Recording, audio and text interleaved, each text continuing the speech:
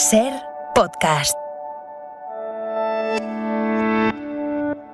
Hola, soy Iñaki Gabilondo. Este es el podcast del Café con Iñaki, en el cual vamos conociendo cada semana a alguna persona joven y conociendo sus inquietudes. Este es el episodio de hoy. Un café con Iñaki en Ser Podcast.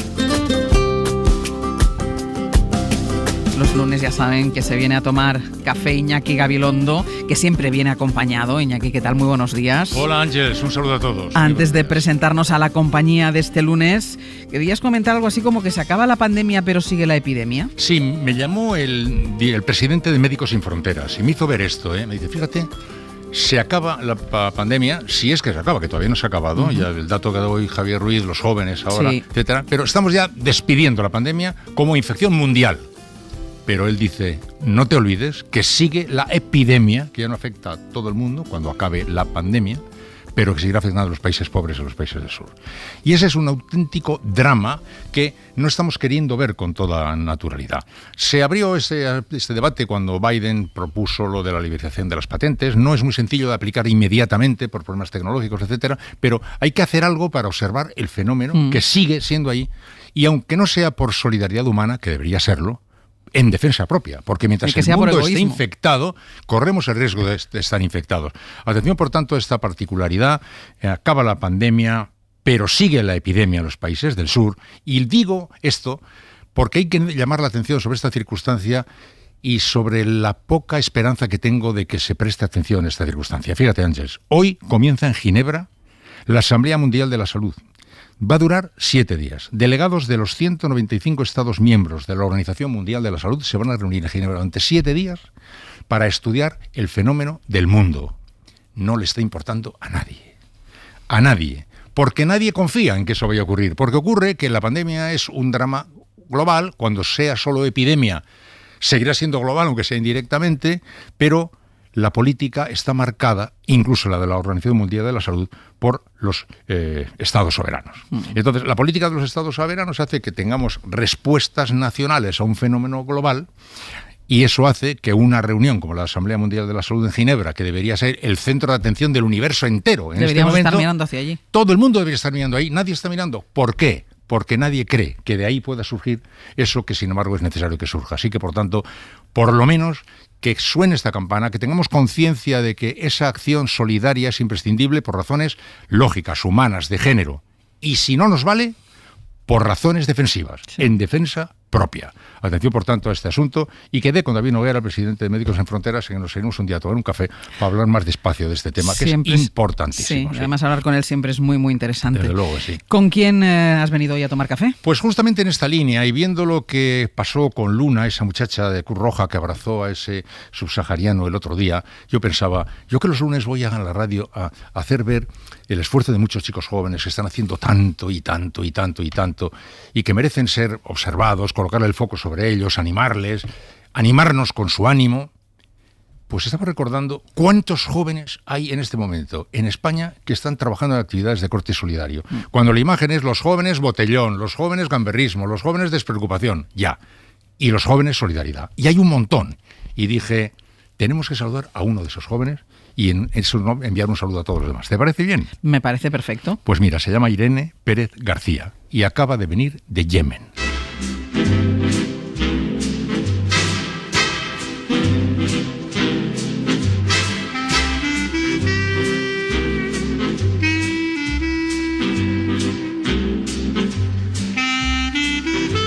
Tomando el café con Iñaki y con Irene Pérez. Cuéntanos.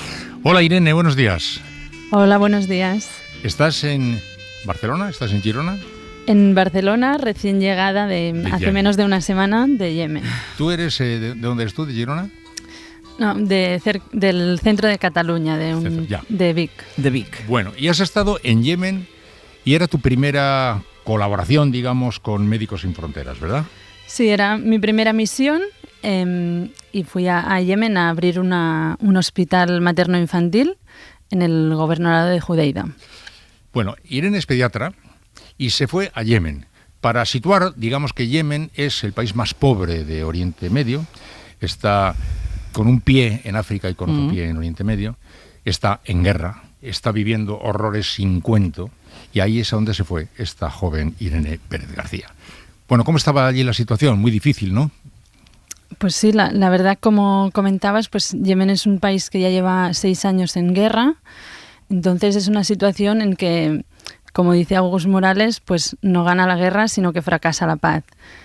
El conflicto está totalmente cronificado, pero el sufrimiento de la población no cede. Entonces, pues claramente hay una gran falta de inseguridad alimentaria, mucha gente desplazada, mucha dificultad en el acceso a la atención sanitaria.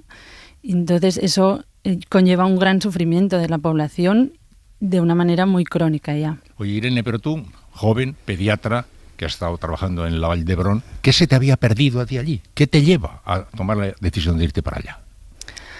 Bueno, la verdad es que es una decisión que yo creo que ya desde muy pequeña había tomado, ¿no? Yo desde muy pequeña era consciente de mi privilegio y entonces decidí que eso lo debía transformar de alguna manera y se me ocurrió compartirlo, ese privilegio mío, con los demás. Y ahí en algún momento decidí que quería estudiar medicina y siempre tuve claro que quería dedicarme a la acción humanitaria y a la cooperación.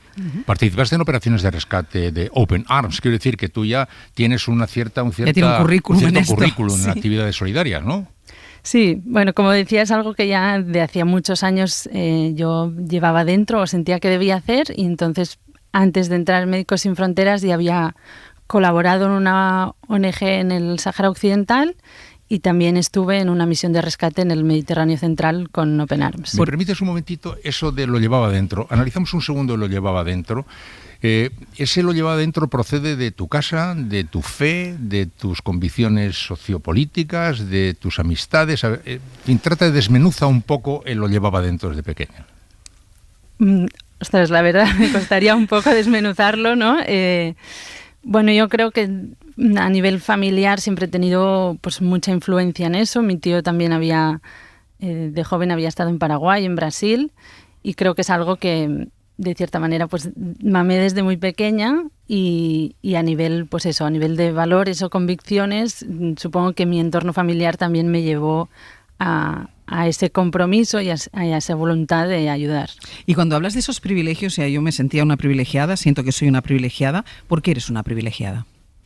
Bueno, ya simplemente por nacer en el país en el que nací, en que yo nunca había visto lo que era una guerra ni había sentido inseguridad, pues el hecho de poder acceder a una educación buena, a poder cursar estudios universitarios, de tener la elección de hacer lo que quiero. O sea, yo creo que la diferencia entre yo, que elegí abiertamente ir a Yemen, y este chico que el otro día cruzaba la valla, pues está claro que yo tenía elección y él no la tenía, ¿no?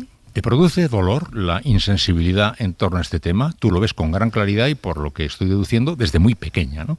Pero ves que en tu entorno no es demasiado habitual, aunque no sea infrecuente, ¿no? ¿Te duele esta insensibilidad? Claro, me duele mucho y me entristece mucho. O sea, creo que estos sucesos de la semana pasada son una radiografía muy clara de nuestra sociedad de hoy, ¿no? Una deshumanización constante. Y simplemente lo que pasó es un síntoma más, ¿no? De no saber abrazar a esa persona que nos está pidiendo ayuda. Pero tú no tienes amigos que te miran como un bicho raro diciendo, ¿pero qué se te ha perdido por allí, Irene, no? Sí, bueno, la verdad, alguno hay, pero como la mayoría de mi entorno pues me conoce muy bien, ¿no? Y sabe que es algo que yo quería y por lo que yo luchaba desde hacía mucho tiempo, la verdad siempre me he sentido muy apoyada y nada juzgada, lo que he agradecido muchísimo. Estuviste trabajando, decías, en la apertura de una nueva maternidad ahí en Yemen. Dime qué supone para esa zona donde tú estuviste trabajando que haya una maternidad. Claro, como decía, el sistema de salud de Yemen, ¿no? Bueno, todas las infraestructuras están muy mal metidas o totalmente destruidas, hay muy poco personal. Entonces, pues justo la zona donde empezamos ese proyecto Es una zona que prácticamente no había ningún centro de salud y que además acoge a muchísima gente desplazada interna del país. Entonces había una gran mortalidad materno-infantil debido a esa falta de acceso, esa falta de recursos y sobre todo falta de recursos humanos, de gente preparada para poder atender a complicaciones del embarazo o complicaciones en los recién nacidos. Ya. Tenéis que atender a los natos, a los recién nacidos y a las madres, me imagino, y a las familias, ¿no? Claro, al ser un proyecto materno-infantil que ha empezado con la parte de maternidad y neonatología, pues había un equipo de ginecología que se encargaba de la atención a esas gestantes en el momento del parto.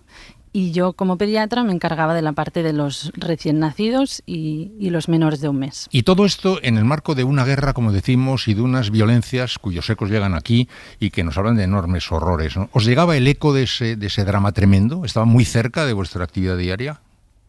Bueno, la verdad es que el proyecto asienta en una zona más o menos tranquila, en el que pues no había una línea de frente muy cercana.